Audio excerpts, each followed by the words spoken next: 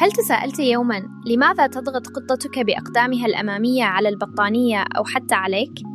هذا السلوك الغريب يسمى العجن، وله قصة مثيرة. يبدأ العجن منذ الولادة. القطط الصغيرة تعجن بطن أمها أثناء الرضاعة لتحفيز إنتاج الحليب.